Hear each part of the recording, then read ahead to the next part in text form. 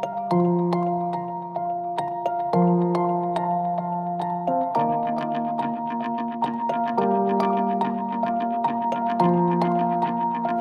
morning and welcome to the Wattics Energy Learning Community. My name is Amy Ryan, coming to you from the MX Energy Management Show, and today I have with me Paul Eggleton, who is the Commercial Director at Mitie Sustainability. Welcome, Paul. Thank you. So at the show you'll be talking about energy management and an energy management strategy for the private sector. Can you tell us a bit more about the key considerations that private sector companies need to take into account when developing an energy management strategy? So for me, I like to keep it simple. I think there are three things that I like to focus on. First is very much around how you're buying and sourcing energy. The second part is very much how you're using energy and what sort of optimization or capital investment projects you're going to be doing. And then the third part is very much around compliance. And when you've got all of those three things together, then it kind of creates a sort of virtuous loop of being able to buy well, use well, and then actually generate that data out the back to A, comply, but also do bill validation, and more importantly, get the data out, because it's the data that drives the insights that then leads you to be able to run different projects. So those are the first three kind of core components. The other layer and the wrap around it is actually the governance and the stakeholder management that you need to apply within each organisation. And for me, that is fundamental to being able to deliver any kind of project or reduction program, because you can have all the ideas, you can have all the data, you can have the business case, but until you get that stakeholder management and you're able to persuade the business to actually take some action, then all your good work can kind of fall to the wayside. So for me, it's just as important in understanding business drivers, understanding stakeholder needs, as much as it is in understanding and having a good project and program to deliver. So yes, if you combine all those together, then you're on a good way of getting a decent strategy.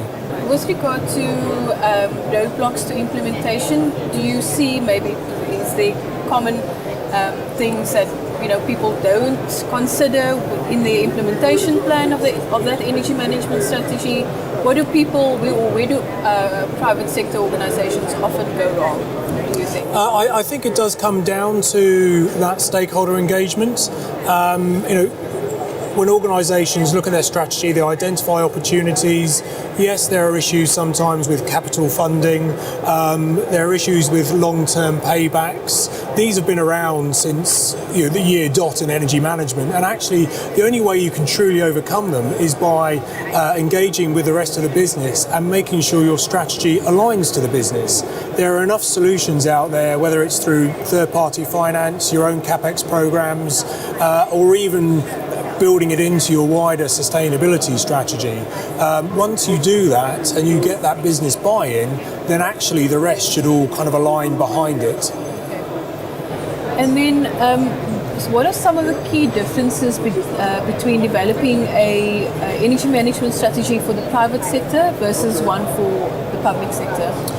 It comes down to the same thing, really, because as I say, the projects and the outcomes, whether you're a building in a private sector or a building in a public sector, are pretty similar.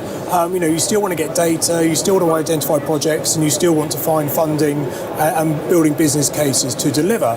It's the governance that goes around it that's very difficult and different depending on which one. So public sector is obviously a lot of quite tough procurement processes, very sort of tight hurdles, but equally in the private sector you have the same sort of challenges but slightly different in terms of what procurement processes there are. So it is all about that upfront engagement and understanding what situation you're in, what are the approval chains, who are the sign-off stakeholders, and being able to engage with those people right from the word go and not leave it to the last minute.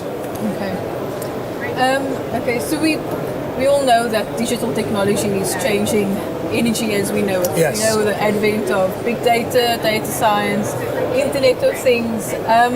Tell me, can you comment on the role that digital technology has in the overall development of energy management strategy? Yes, I mean, I think if you look back, obviously AMR's been around now for a number of years. Yeah. Obviously we've had building management systems for a long time, and they've continued to evolve. For me, we've always had digital within energy, but it's been quite constrained. Where IoT is going, where big data is going, data analytics, AI, what that is enabling is for energy data to be combined with other data sets as well. So whether it's how many people are in the building, what's the outside temperature, how are fans and pumps operating, all those kind of inputs can now come together into one pool that can actually yield greater insights. But not only greater insights, but then using that technology to kind of close the loop and do a lot more kind of closed loop interactions with buildings. So you're ultimately driving towards a true smart building. And then which technologies do you foresee kind of gaining traction over the next 2 to 5 years? I think there's obviously a buzz around batteries, EVs. A lot of corporates and also sort of public sectors to a certain degree are looking at how they facilitate EVs on their sites for their employees and customers. As I say, battery storage kind of seems like it's flavour of the month. That's definitely got a place in the overall kind of strategy. But actually those are almost kind of very individual components. I do think actually the future will be the use of AI, the use of bots to be able to create these kind of truly smart buildings and move beyond the smart building into the smart city, the smart grid, and so you have got a lot more kind of automation in how buildings are operating, responding to different price signals and demand signals. So that's where I think the exciting stuff's going to be. Okay. And then finally, what advice would you give businesses to kind of foster a culture of sustainability? I think, again, it starts from the top. That's kind of easier said than done. Something that we found works really well recently is actually doing one-on-one interviews with the CEOs, the chairman, board members. Some very, very simple questions, literally 6 questions that ascertains their understanding of energy and sustainability and actually how it relates to that business. And from that, it's very easy to kind of elicit what's driving the business.